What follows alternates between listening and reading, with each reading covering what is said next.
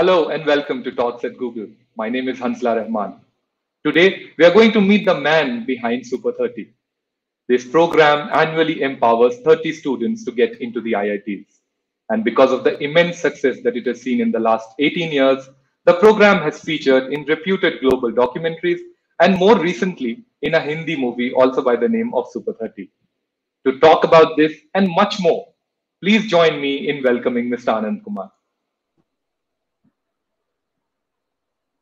Anand ji, welcome to talks at Google. कैसे हैं आप? बहुत अच्छे हैं, बहुत बहुत धन्यवाद। सभी को मेरा प्रणाम। बहुत अच्छा। मुझे उम्मीद है कि आप खुश हैं यहाँ आकर, क्योंकि हम लोग बहुत ही एक्साइटेड हैं कि इस मंच के जरिए जो है हमें मौका मिला आपसे बात करने के लिए।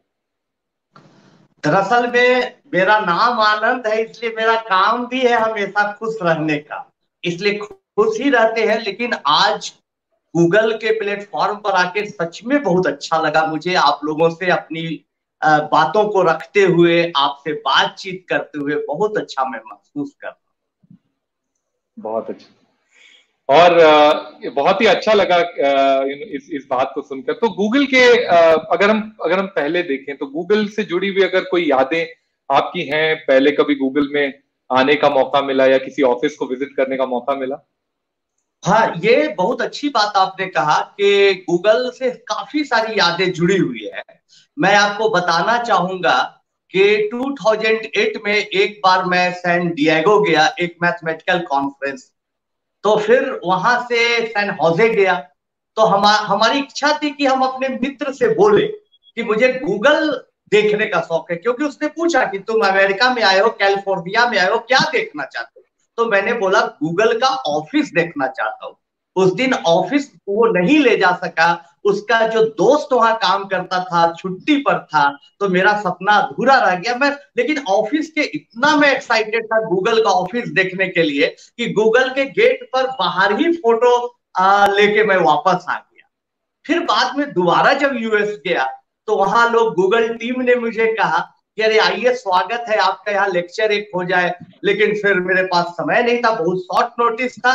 और इस बार हंसला जी आपके माध्यम से मैं गूगल के प्लेटफॉर्म पर हूँ, मुझे बहुत खुशी हो रही है। लग रहा है जैसे मेरे अधूरे सपने में आपने रंग भर दिया। ये सब बहुत ही, आनंद जी, बहुत ही अच्छा लग रहा है ये सुनकर, और ये बहुत ही स्ट्रॉन्ग एग्जाम्पल है कि सपने जो है वो सच होते हैं। तो आनंद जी, मैं शुरू करूंगा इस कॉन्वर्सेशन को मेरे पहले सवाल से। अभी तक के का 18 साल 20 साल का जो आपका सफर रहा है, काफी चैलेंजेस से भरा सफर रहा है, लेकिन इसमें आपने काफी कुछ अचीव किया है। मैं कुछ एग्जांपल्स दूंगा, जैसे टाइम मैगजीन ने या स्टेट ऑफ ब्रिटिश कोलंबिया ने आपको ऑनर किया कनाडा में। डिस्कवरी चैनल ने खास 1 घंटे की एक डॉक्यूमेंट्री चलाई सुपर 30 पर, और पिछले साल हमने देखा कि सुपर 30 मूवी जो कि एक सुपर हिट मूवी हुई, वो भी आई। तो आपने काफी कुछ जो है पिछले 1 साल में अचीव किया है। लेकिन अगर आप अपनी जिंदगी को जब पीछे मुड़कर देखते हैं तो वो कौन सा ऐसा मोमेंट है, वो कौन से ऐसे पल हैं जो बहुत सेटिस्फाइंग है आपके लिए और जो आपको सबसे ज्यादा खुशी देते हैं? देखिए, जैसा कि हमने पहले ही बताया था, एक बार मैं और बोलना चाहता हूँ कि आनंद नाम है तो मुश्किल भरे जीवन में भी, कठिनाइयों में भी खुशियां खोज लेता हूँ। और कभी कभी होता है कि जैसा आपका नाम रहेगा धीरे धीरे वैसे बन जाएंगे। बहुत सारी खुशियों के अवसर आए, बड़े बड़े सम्मान मिले, फिल्मी लोगों से मुलाकात हुई, पुरस्कार प्राइज सब कुछ मिला। लेकिन सबसे ज्यादा खुशी उस समय मुझे होती है जब हमारे पास ऐसे पढ़ने बच्चे आते हैं जिनके पास साधन नहीं है, जो अभावों में जिंदगी जीते हैं, जिनके पिताजी सड़क पर कुछ काम करते हैं, भूखे पेट रहते हैं, और वैसे बच्चे जब आईआईटी कर जाते हैं और बहुत बड़े जगह पर पहुंच जाते हैं तो मुझे बहुत खुशी होती है। ऐसे सैकड़ों कहानियां। एक कहानी से मैं शुरुआत करना चाहूंगा, अभिषेक राज। आप देख सकते हैं कि अभिषेक राज किस तरह से एक बिहार के छोटे से गांव में रहता था। वहां सुविधाएं नहीं थी, वहां संसाधन नहीं थे।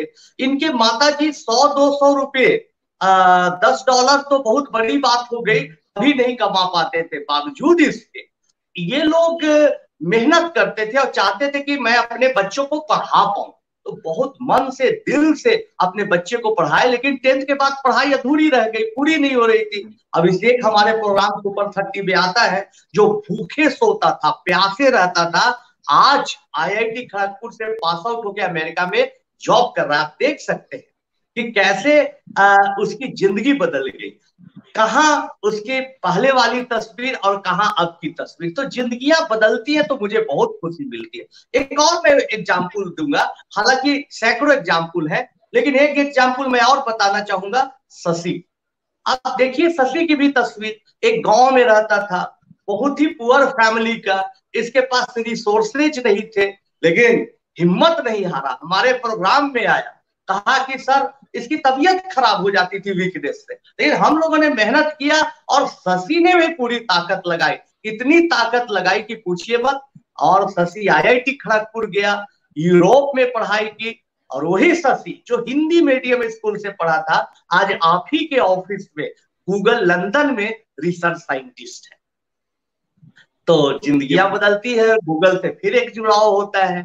तो इस तरह से सबसे ज्यादा खुशी मिलती है जब हमारे बच्चे उस परिवेश से आते हैं जहां उनको सुविधाएं नहीं है और उस ऊंचाई पर चले जाते हैं जिसकी कल्पना आम लोग नहीं कर पाते। आनंद जी, ये बहुत इंटरेस्टिंग है कि आपका आपके स्टूडेंट और एक गूगल का कनेक्शन जो है वो निकल के आया यहाँ पे आपके साथ भी।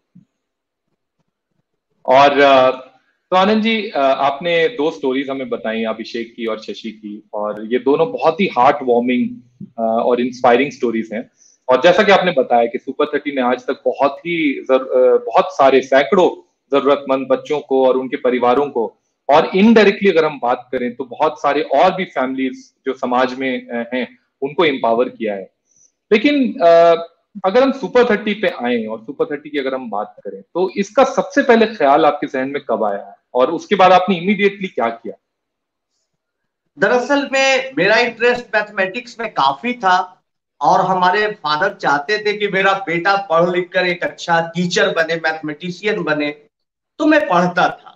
पटना जैसे जगह में लाइब्रेरी की फैसिलिटी नहीं था, तो 300 किलोमीटर दूर जाकर BHU के लाइब्रेरी में जनरल्स पढ़ता था। मैंने कुछ पेपर लिखे जो मैथमेटिकल गजट, स्पेक्ट्रम्स वगैरह में पब्लिश हुए, और उसके बेसिस पर हमने कैम्ब्रिज में अप्लाई किया। यूनिवर्सिटी ऑफ कैम्ब्रिज से मुझे ऑफर आया for higher education in mathematics.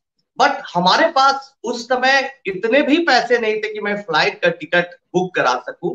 हमारे पिताजी पोस्टल डिपार्टमेंट में लो पेड एम्प्लॉई थे, तो बहुत परेशानी पिताजी महसूस कर रहे थे। हालांकि हम लोग पिताजी को समझा रहे थे, दोनों भाई मदर की, आप चिंता ना करें, इतने परेशान नहीं हो, फिर मुझे मौके मिलेंगे तो मैं चला जाऊंगा। लेकिन पिताजी ये दुख को नहीं झेल पाए और अचानक एक दिन बात करते करते उनका सडन हार्ट अटैक। सारी चीजें खत्म हो गई, सारी घर के परिवार की जिम्मेवारियां मुझ पर आ गई। तब मैंने सोचा कि कैसे आगे बढ़ा जाए। पिताजी के जगह पर जो गवर्नमेंट जॉब मिल रहा था उसको हमने छोड़ दिया कि नहीं, मुझे नौकरी नहीं करती। मुझे हमारे जैसे लोग सोसाइटी में बहुत सारे हैं जिनके पास हमसे कई गुना ज्यादा टैलेंट है, लेकिन उनके पास सुविधाएं नहीं, उनके पास अपॉर्चुनिटी नहीं है। ऐसे लोगों को लिए मुझे काम करना है। तब मैंने शुरू कर दिया काम करना और सुपर 30 की शुरुआत कर दी। अच्छा, बहुत ही अच्छा आपने एक एग्जांपल दिया और बहुत ही अच्छी स्टोरी बताई। न्यूयॉर्क टाइम्स के 2011 आर्टिकल में रिसर्च के दौरान मैं पढ़ रहा था कि IIT, उसमें उन्होंने इस बात को रेफर किया है कि IIT की जो एक्सेप्टेंस रेट है, जिसका मतलब है जितने लोग उसमें अप्लाई करते हैं उसमें सिर्फ 2% लोगों का IIT में सिलेक्शन होता है। और उस आर्टिकल में, जो ब्लॉग आर्टिकल था, उसमें ये कहा गया कि दिस परसेंटेज में make Harvard look more welcoming. तो जब हम 30 बच्चों की बात करें, 18 साल के एक सफर की हम बात करते हैं, और लगातार साल दर साल आपने इतना अच्छा रिजल्ट आपके बच्चों ने दिया है, तो ये आप सुपर 30 के अंदर आप उन्हें किस तरीके से ट्रेन करते हैं कि जब 2% भी पास थ्रू रेट हो या एक्सेप्टेंस रेट हो, तब भी आपका जो एक्सेप्टेंस रेट है वो ऑलमोस्ट 90% या कभी कभी 100% भी हो जाता है। तो कैसे, क्या ट्रेनिंग देते हैं आप इंस्टीट्यूट के अंदर? दरअसल में हमारे पास जो बच्चे आते हैं वो गांव से आते हैं, देहात से आते हैं, जहां इंटरनेट की सुविधाएं नहीं है, बिजली नहीं है, जहां के स्कूल में रेगुलर टीचर्स नहीं आते हैं, विंडोज और डोर तक नहीं, वो ऐसे स्कूल के बच्चे हमारे पास आते हैं जो सेल्फ स्टडी करते हैं। तो आके सबसे पहले वो घबरा जाते हैं, कहते हैं सर आईआईटी में तो बड़े बड़े घरों के बच्चे जाते हैं, जिनके पास पैसा है, जिनके पास सुविधाएं हैं, जो 5 स्टार होटलों जैसे बड़े बड़े स्कूल्स और कोचिंग में पढ़ते हैं, उनका ही वहां पर लॉटरी लग सकती है, उनको ही सफलता मिल सकती है, मुझे कहाँ मौका मिलेगा। तो सबसे पहले जरूरत इस बात की होती है कि उनका कॉन्फिडेंस को बढ़ाया जाए। तब हम क्या किया कि 2 कैरेक्टर बनाए। आप देख सकते हैं रिक्की का कैरेक्टर हमने दिखाया कि देखो एक रिक्की है, मल्टीमीडिया प्रोजेक्टर का यूज करके मैंने पढ़ाना स्टार्ट किया, शुरू शुरू तो ऐसे ही। तो ये रिक्की को दिखाया कि ये प्रिविलेज क्लास का बच्चा है, इसके पास तमाम फैसिलिटीज है, तमाम सुविधाएं हैं, बाइक है, खाने के लिए अच्छा अच्छा खाना है, अच्छे कोचिंग सेंटर से। और ये दूसरा बच्चा जो आप देखेंगे अब, वो है भोलू।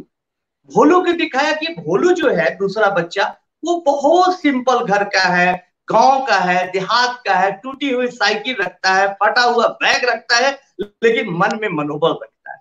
तो जैसे ही सवाल मल्टीमीडिया प्रोजेक्टर पर हम लोग लाते हैं और बच्चों को उत्साहित करते हैं कि बना तू भोलू है, तो बच्चे के मन में एक भावना जागृत होती है और वो सवाल बनाते हैं। तो सबसे पहले मैं दिखाता हूं कि सबसे पहला जो सॉल्यूशन देता है वो रिक्की देता है, जो प्रिविलेज क्लास का बच्चा है, और भोलू का मजाक उड़ाता है। फिर भोलू कहता है रुको, जिस सवाल को तूने बनाया उसी सवाल को मैं दूसरे, तीसरे, चौथे, कभी कभी 5वें, 6ठे, 7वें मेथड से भी मैं बता सकता हूँ। अब तब सॉल्यूशन दिखा के पूछता कि बता तू हीरो है या मैं। इस तरह से बच्चों को हम लोग उत्साहित करते हैं, उनका मनोबल। बिल्कुल।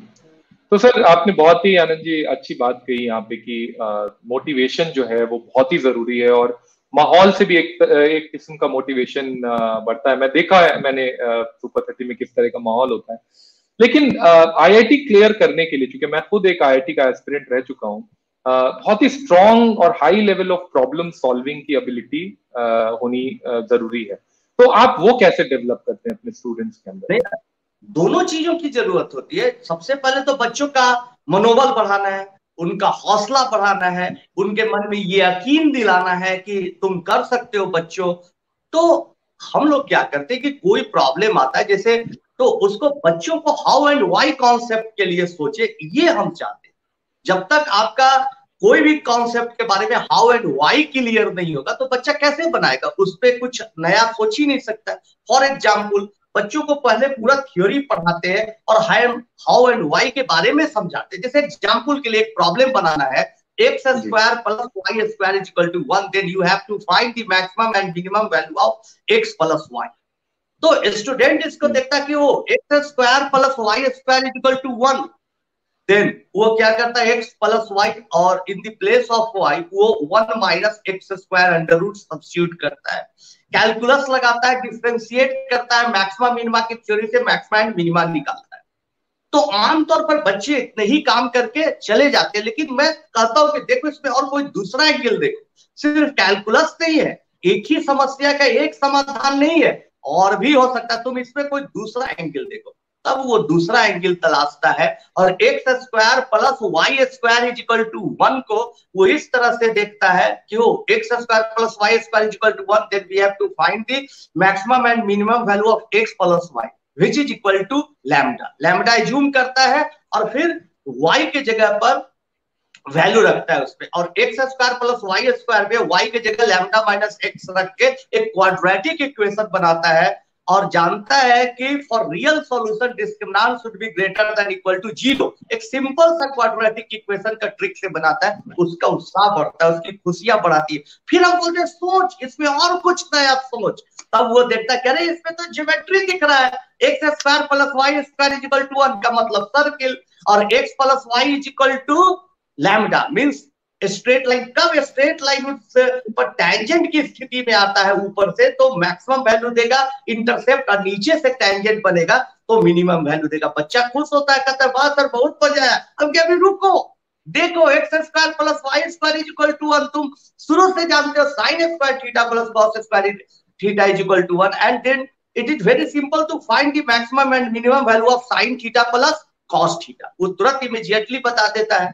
तो इस तरह से फिर उसके बाद कॉम्प्लेक्स नंबर से ट्रायंगुलर इनक्वालिटी लगाता है, mod of Z1 plus mod of Z2 is greater than equal to mod of Z1 plus Z2, और उसमें Z1 is equal to x plus i y, Z2 is equal to y plus i x, substitute करता है, simplify 1 minute में बना देता है। ASM is greater then AM से भी रिस्ट्रिक्शन लगा के बनाता है। उसके बाद बच्चा बहुत खुश होता है, उसका उत्साह बढ़ता है कि रुको इसको जनरलाइज करो, x square plus y square is equal to 1, then what will be happen if x square plus y square plus z square is equal to 1, x1 square, x2 square up to the x1 square is equal to 1, then you should find the maximum and minimum value of x1 plus x2 plus up to the xn। इस तरह से square के बाद q power, fourth power up to the rth power के लिए क्या होगा ये सोचो। इस तरह से हर सवाल को डिटेल में जाता है, तो बच्चा प्रॉब्लम को एंजॉय करता है, उसका मजा लेता है और उसका नॉलेज भी बढ़ता है और उसमें यकीन भी आता है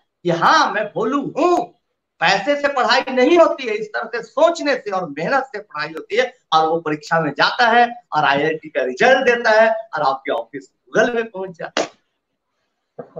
बहुत ही अच्छा आपने आनंद जी एग्जाम्पल दिया, और मुझे ये समझ में आया कि किसी भी प्रॉब्लम को सॉल्व करने के मल्टीपल जो तरीके हो सकते हैं, आप ये एक अप्रोच जो है वो डेवलप करते हैं स्टूडेंट्स के अंदर। तो ये जो आपने जो एग्जांपल दिया कि किस तरीके से x square plus y square is equal to 1 को हम मल्टीपल एंगल से जो है हम देख सकते हैं, और ये एक अप्रोच जो है और ये एक एटीट्यूड जो है जो काफी फायदेमंद है वो डेवलप होता है। तो आनंद जी, मेरा अगला क्वेश्चन है कि किसी भी हाई प्रोफाइल अगर हम प्रोग्राम को देखें, खास करके 18 साल से जैसे आपका प्रोग्राम चलता आ रहा है और हर वक्त हर साल जो है अच्छा रिजल्ट देता है, ये देना काफी मुश्किल है। और आई एम श्योर कि इसको चलाने में जो है आपको कई तरह के चैलेंजेस आते होंगे, और जब चैलेंजेस आते होंगे तो आई एम श्योर कि आपके साथ और भी लोग होंगे जो आपको इन चैलेंजेस को ओवरकम करने में हेल्प करते होंगे। तो इनके बारे में आप बताएं कि क्या चैलेंजेस आती हैं और कौन लोग हैं वो आपकी टीम में जो आपकी मदद करते हैं। बहुत अच्छा आपने प्रश्न पूछा, क्योंकि कोई काम करिएगा दुनिया में तो वो कठिनाइयों से भरा होगा। जो रिजल्ट आता है वो काफी गोल्डन दिखता है, सुनहला दिखता है, खुशी मिलती है, लेकिन उसके पीछे का दर्द, उसके पीछे का संघर्ष, स्ट्रगल बहुत बड़ा होता है, जैसा कि मैं अनुभव किया। अब जैसे मैं ये बताना चाहूंगा आपको कि जब हमने सुपर 30 की शुरुआत की थी तो शुरुआती दौर में उन बच्चों को कैसे खाना खिलाओ, क्योंकि 300 बच्चों को सिलेक्ट करके मैं अपने घर पर रहता हूँ। ऐसी परिस्थिति में उन बच्चों को मैं कैसे खाना खिलाऊंगा, कहां से पैसे लाऊंगा, ये बहुत बड़ी समस्या थी। मैं धन्यवाद देता हूं अपने दोस्तों का जिन्होंने मुझे हौसला बढ़ाया। लेकिन सबसे बड़ी बात है कि मेरा भाई प्रणव, जो मेरा छोटा भाई है, वो सारे कामों को छोड़कर हमारे साथ लग गया कि हम लोग मिल के पैसे जुटाएंगे, कुछ करेंगे, लेकिन बच्चों को खिलाएंगे। और माँ घर में खाना बनाने के लिए तैयार है, तो बच्चे घर में ही साथ में रहते हैं, माता जी खाना बनाती हैं और बच्चे खाते हैं, मैं पढ़ाता हूं, मेरा भाई उनकी देख रेख करता है। तो इस तरह से मिला के यात्रा की शुरुआत। आज तक बहुत लोगों ने कहा, चाहे हमारे बड़े बड़े पॉलिटिशियन हो, हमारे देश के बड़े बड़े बिजनेसमैन हो, सब लोगों ने कहा हमसे डोनेशन लो, लाखों करोड़ों रुपया देने के लिए कहा जब सक्सेस की स्टोरी छपने लगी अखबारों में। लेकिन आज तक आनंद कुमार ने 1 रुपया किसी से डोनेशन नहीं लिया।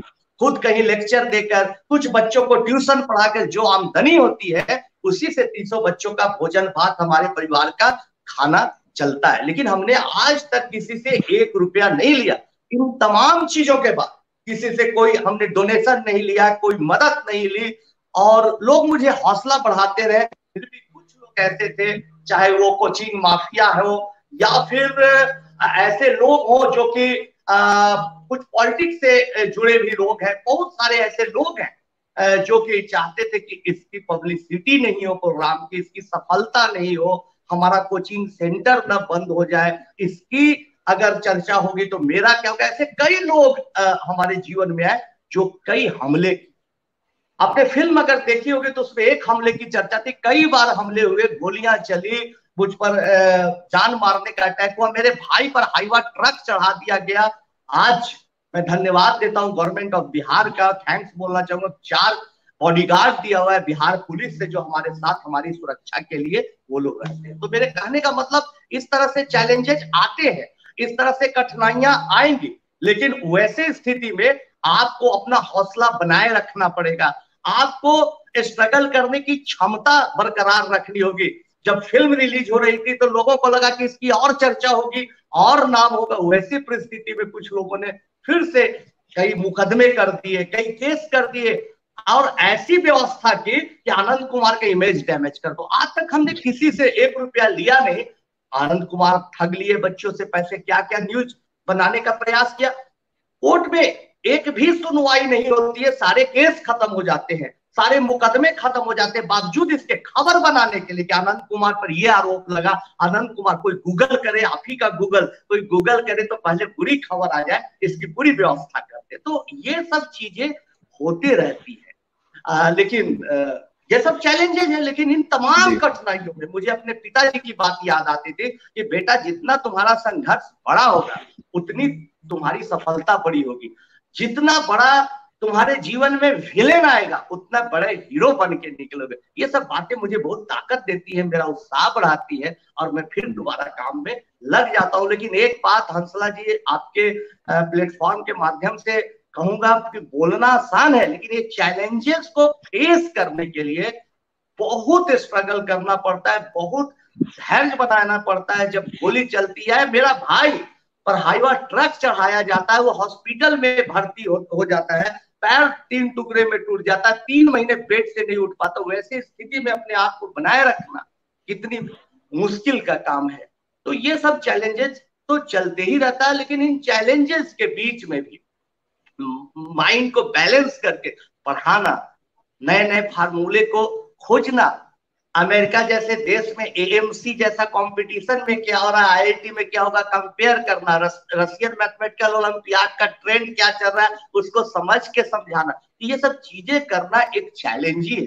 लेकिन अच्छा लगता है उन तमाम चैलेंज के बाद जब बच्चे हमारे सफल होते हैं, आप जैसे लोग मुझे आमंत्रित करते हैं, सम्मान देते हैं, तो लगता है चलो ठीक है, थोड़ा और चैलेंज फेस किया जाए।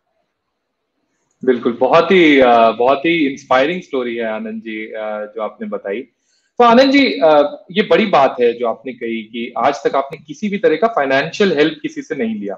लेकिन अगर हम इस प्रोग्राम को अगर हम देखें, कि सवाल को दोहराता हूँ, तो मैं ये कह रहा था कि ये बड़ी बात है कि आपने अपने प्रोग्राम को जो है वो सेल्फ सस्टेनेबल बनाया और किसी भी तरह का जो है आपने फाइनेंशियल हेल्प नहीं लिया। ये काफी इंस्पायरिंग है।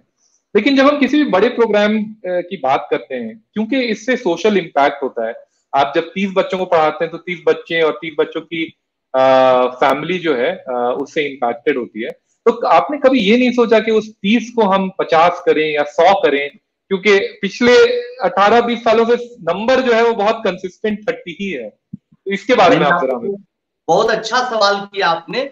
दरअसल में क्या होता है कि हम जब शुरुआती दौर में हम लोग चला रहे थे तो 30 बच्चा का ही खाना पीना की व्यवस्था, उसको रखने की व्यवस्था हम लोगों के लिए फिनेंशियली काफी डिफिकल्ट सिचुएशन था। बावजूद इसके हम लोगों ने इसको करने का प्रयास किया, लेकिन किसी से कोई पैसा भी नहीं लेते। लेकिन आने वाले भविष्य में टेक्नोलॉजी के माध्यम से और भी एक कुछ नया करके हम ज्यादा बच्चों से कैसे जुड़े, इसका प्रयास जरूर करेंगे। लेकिन शुरुआती दौर में चूंकि हमारी लाचारी थी, मजबूरी थी, इसलिए उतने ही बच्चों को हमने रखा। अच्छा, तो मुझे लगता है कि अब मैं आगे आपसे ये सवाल पूछूंगा कि सुपर 30 के आगे का भविष्य क्या है, वो बात के लिए हम ये डिस्कशन रखते हैं। अब मैं आपकी मूवी पर आता हूँ आनंद जी। लास्ट ईयर 12 जुलाई को आपकी सुपर 30 मूवी रिलीज हुई, जिसमें ऋतिक रोशन ने आपकी भूमिका निभाई। इंडिया में पहली बार ऐसा हुआ कि 8 स्टेट्स ने इस मूवी को टैक्स फ्री घोषित किया। अब मूवी को रिलीज हुए 1 साल होने को आ रहा है, तो आपको क्या लगता है आपकी जिंदगी कितनी बदली है पिछले 1 सालों में, और क्या तब्दीली आप देखते हैं बिफोर मूवी है और मूवी के रिलीज होने के बाद? दरअसल में हंजला जी ये बताइए, क्या आपको लगता है कि हमारे जिंदगी में कोई बदलाव आया है? बातचीत, व्यवहार, बहुत लोग सोचते होंगे कि भाई ग्लैमर की दुनिया में आ जाने पर, बड़े बड़े स्टार से बातचीत करने पर, साथ में प्रोग्राम देने पर आदमी बदल जाता है। नहीं, आदमी को हमेशा जड़ से जुड़े रहना चाहिए, अपनी जमीन को नहीं भूलनी चाहिए, इसका प्रयास करना चाहिए। तो हमारे जीवन में तो उस तरह से कोई बदलाव नहीं आया, आप भी महसूस करते होंगे इसको। जी जी, मैं बिल्कुल इस बात का गवाह हूँ, मैं महसूस करता हूँ, क्योंकि मुझे याद है कि पटना में 2006 में मैं आपसे मेरी मुलाकात हुई थी। बहुत छोटी 5 मिनट की मुलाकात थी, लेकिन तब और अभी 2 महीने पहले जब पहली बार मैंने आपसे बात की, तब मुझे पर्सनली कोई ज्यादा चेंज जो है वो नहीं लगा। तो आनंद जी, आगे बढ़ते हैं और आज के मौजूदा हालात पर हम बात करते हैं, क्योंकि कोविड-19 की वजह से काफी लोग स्ट्रगल कर रहे हैं, चाहे वो इंडिया हो, चाहे वो यूएस हो, या कोई सी भी कंट्री हो, लोग स्ट्रगल कर रहे हैं। हम जो दर्शक हमारे देख रहे हैं, जो स्टूडेंट्स हैं और जो प्रोफेशनल्स हैं, हम सब भी किसी ना किसी तरीके से इससे इम्पैक्टेड हुए हैं। खासतौर पर मैं जिक्र करूंगा 2020 में बहुत सारे ऐसे बच्चे जो जिन्होंने काफी मेहनत की अपने लाइफ में, लेकिन अभी जो वो ग्रेजुएट हुए, बहुत सारे ऐसे बच्चे हैं जिनके पास जो है अभी कोई ज्यादा जॉब्स नहीं है। तो ऐसे हालात में जहाँ पे ये एक अलग तरह का चैलेंज, एकदम नया चैलेंज लोगों को फेस लोग कर रहे हैं, तो आपका क्या मैसेज है ऐसे लोगों को, और क्या क्या कहना चाहेंगे? देखिए, दरअसल में हम ये बताना चाहेंगे कि अभी तो आप हमारी कहानी सुने, हमारे स्ट्रगल की, या हम कितना प्रॉब्लम फेस किया उसकी कहानी सुने। तो जीवन में समस्याएं हैं। गौतम बुद्ध का जो ज्ञान प्राप्त हुआ उसका एक ही सार था, उसका एक ही जिस्ट था कि समस्याएं आएंगी, कभी बड़ी, कभी छोटी, और कभी सडन, कभी अचानक। प्रॉब्लम्स आएंगे ही लाइफ। आपको हमेशा प्रिपेयर रहना है इस प्रॉब्लम से निपटने के लिए।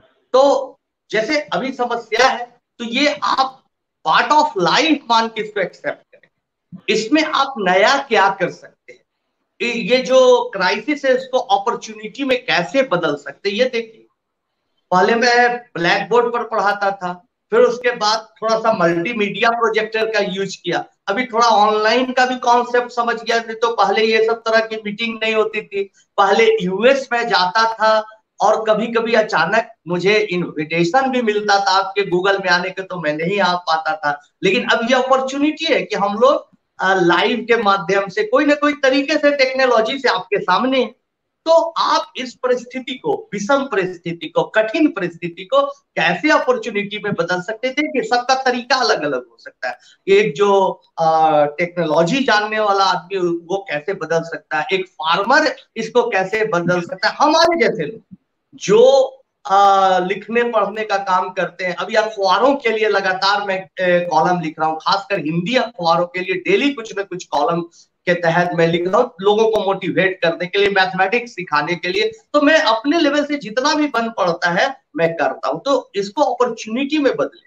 अभी जितना आपको वर्क फ्रॉम होम की बात है, आपको टाइम मिलता है ऑफिस आने जाने का, उसमें नया क्रिएटिविटी आपके दिमाग में क्या हो सकती है, नया कुछ कैसे सोच सकते हैं, कुछ नया टूल कैसे बना सकते हैं, ये सब सोचने का भी वक्त है। हम लोग भी प्रयास कर रहे हैं कुछ नया सोचने का, कुछ नया असाइनमेंट बनाने का, नया प्रॉब्लम देने का, नई चीजों को लाकर। तो इसको अपॉर्चुनिटी में बदले। और कभी कभी इतना दर्दनाक होती है समस्याएं, कितना कष्ट देने वाली होती है कि आप टूटने लगते हैं। वहां पर पेशेंस बनाने की जरूरत है। जितनी समस्या लंबी हो रही है, जितनी भयावह और डरावनी पड़ रही है, घबराए नहीं, क्योंकि ये कॉन्सेप्ट है कि रात जितनी गहरी हो रही है, अंधेरी हो रही है, आप सवेरा के उतने करीब पहुंचे। इस भाव से आप काम करते रहिए, सवेरा आएगा और आने वाला जो दिन होगा, उजाला होगा, वो हमारा ही होगा, अगर हम लोग अपॉर्चुनिटी का बदल के कुछ नया करें। बिल्कुल बिल्कुल, बहुत ही अच्छी बात आपने कही।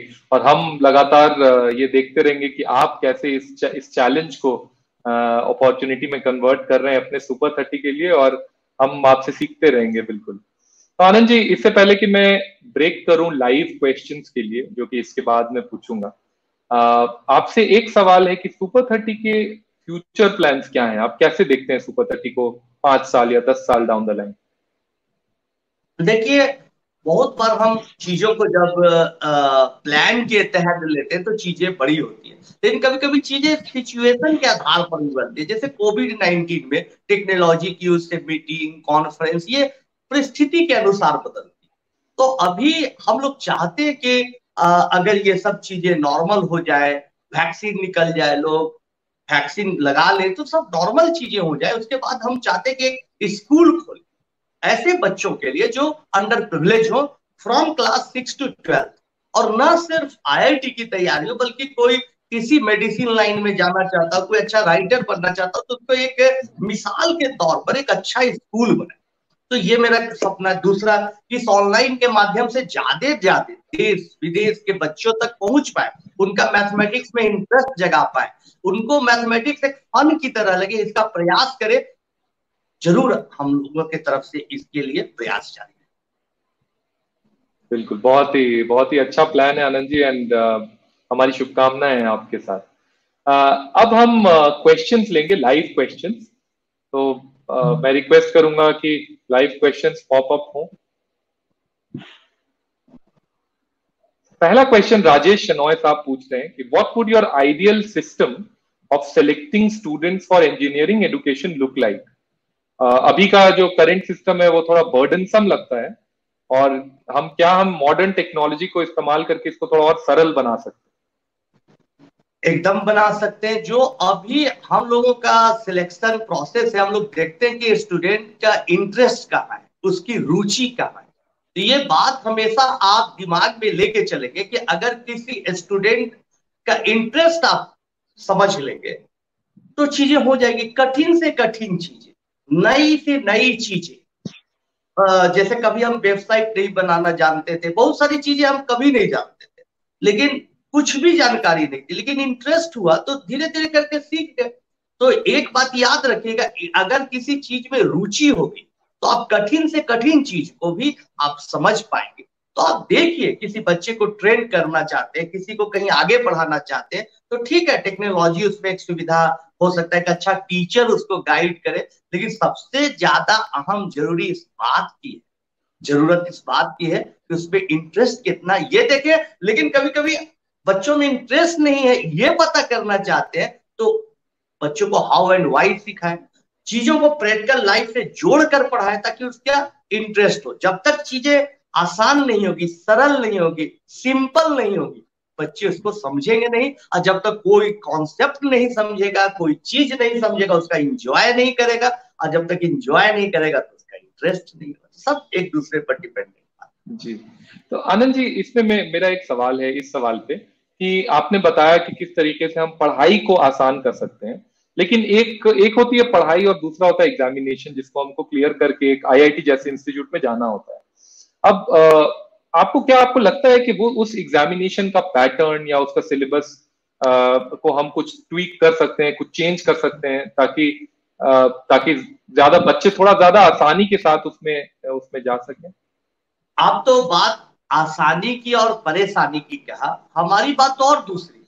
अब जैसे जो सिलेबस है हमारा +2 का हमारे कंट्री में, और जो आईआईटी के क्वेश्चन का लेवल है, दोनों में ह्यूज गैप है, बहुत लंबा गैप है, गहरी खाई। इस खाई को पाटने के लिए लोग कोचिंग सेंटर्स जानते हैं।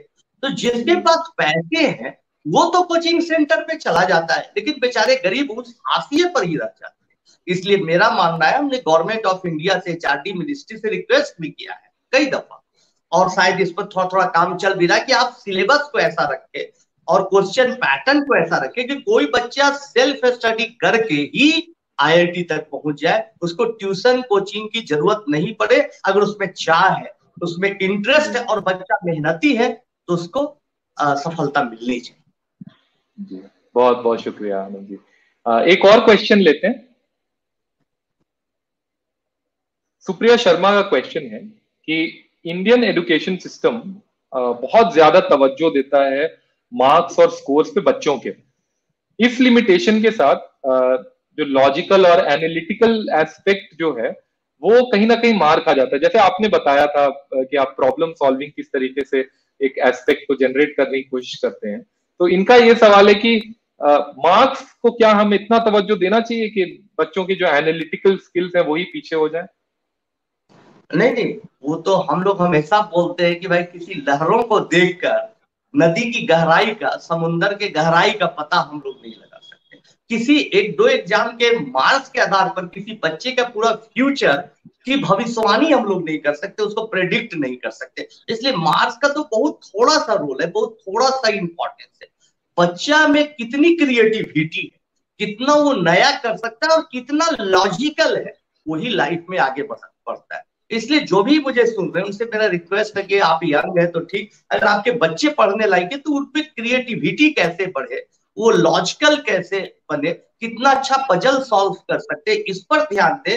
परीक्षा में मार्क्स थोड़ा कम भी आएगा तो उसका कोई परवाह नहीं। अब इंडिया में एक सिस्टम है कि भाई अगर आपको 16% एबव मार्क्स रहेगा तो आप IIT में इंट्रेंस में पार्टिसिपेट कर सकते हैं। लेकिन जब ये नहीं था रूल तो गांव देहात के बच्चे ऐसे हमारे पास एग्जाम्पल हैं जो कि 45%, 50%, 52% भी मार्क्स लाके IIT क्वालिफाई किया, IIT दिल्ली बॉम्बे से पढ़ाई की और बड़े बड़े जगहों पर पहुंच गए। तो अगर हम मार्क्स के आधार पर केवल निर्णय ले तो बहुत सारी प्रतिभाएं, बहुत टैलेंट हमें पीछे छूटते दिखे। इसलिए बच्चों में क्रिएटिविटी बनी रहे, वही है वो अच्छी कहानी कैसे सोच सकता है, कोई अच्छी स्टोरी कैसे फ्रेम कर सकता है, इंट्रो कैसे बना सकता है, बहुत सारा, कोई भी चीज में क्रिएटिव कैसे सकता है, इस पर ध्यान देना जी। बहुत बहुत शुक्रिया। तो आखिरी 2 सवाल हम लेंगे क्योंकि वक्त है हमारे पास, तो 2 सवाल हम लेते हैं। Last 2 questions. शिल्पी कुमारी का सवाल है कि इन द करेंट सिचुएशंस, अभी जो हमारा जो दौर है, तो पेरेंट्स जो काम करने वाले हैं उन्हें अपने वर्क के साथ और बच्चों की पढ़ाई के साथ जो ऑनलाइन एजुकेशन जो घर से बच्चे सीख रहे हैं उनके साथ बहुत ज्यादा स्ट्रगल करना पड़ रहा है।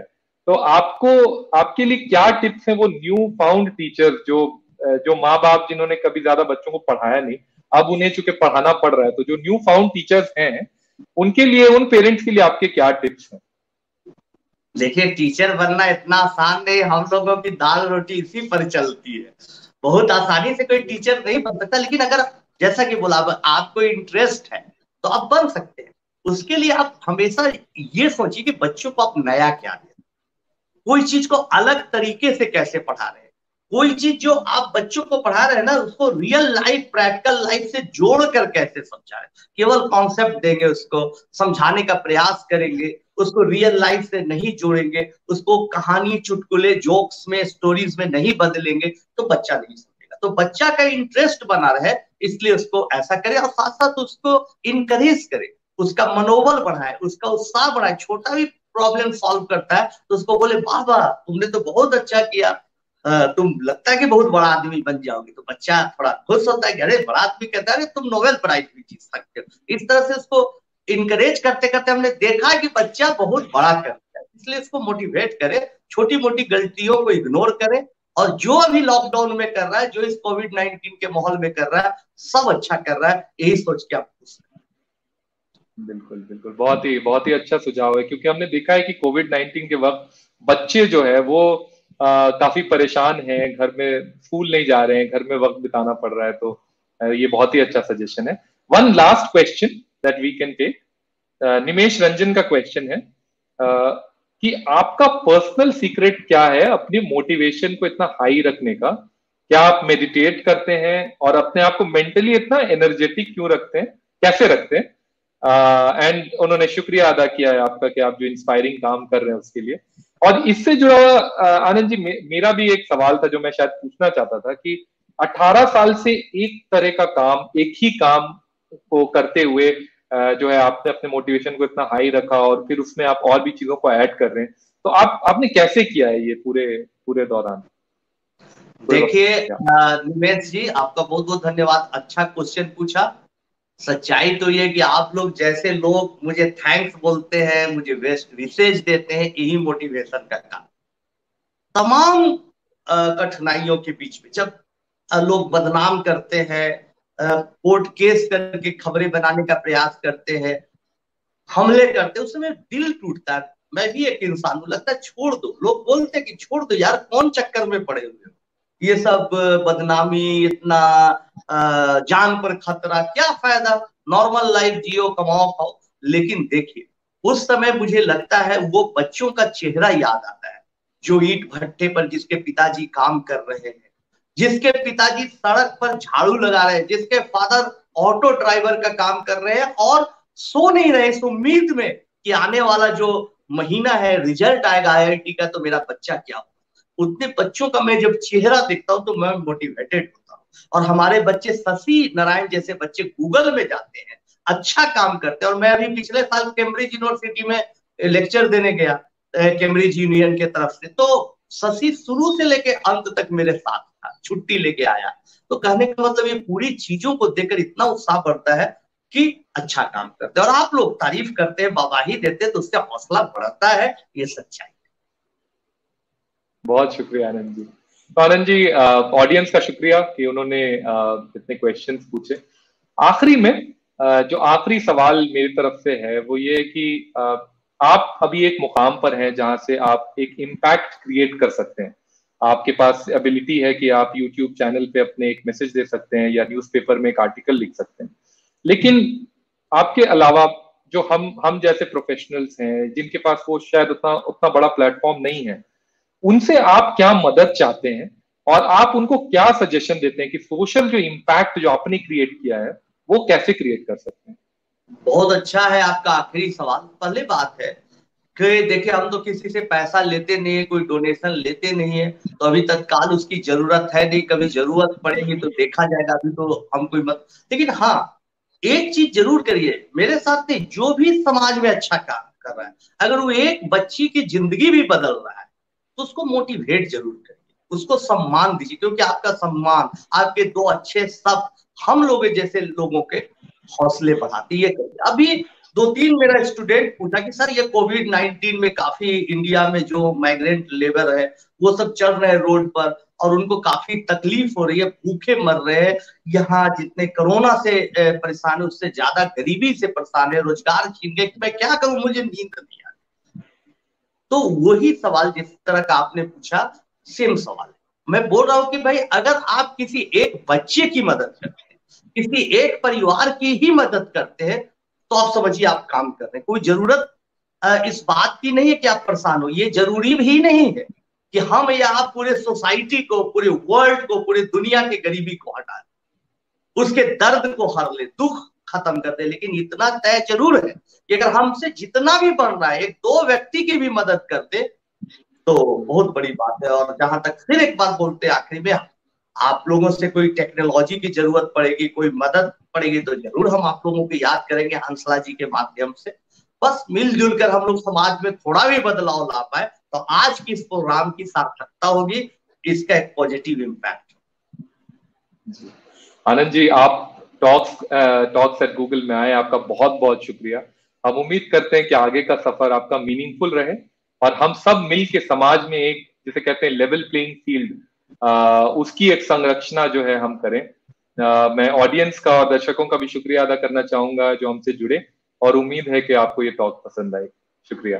मैं भी आप लोगों का धन्यवाद देना चाहता हूं, और आखिरी में मैं हंसला जी का धन्यवाद देता हूं, सुरभि जी का देता हूं, इनकी पूरी टीम का देता हूं, एलन जी को देता हूं, और मोनापुरी जी जो बहुत कोऑर्डिनेशन में साथ दी उनका देना चाहता हूं, और तमाम लोगों का प्रणाम करना चाहता हूं। आप लोगों का प्यार मिलता रहे, यही हमारे लिए सबसे बड़ी बात होगी। बहुत अच्छा लगा आज आपसे बात करके। धन्यवाद। Thank you sir, thank you everyone.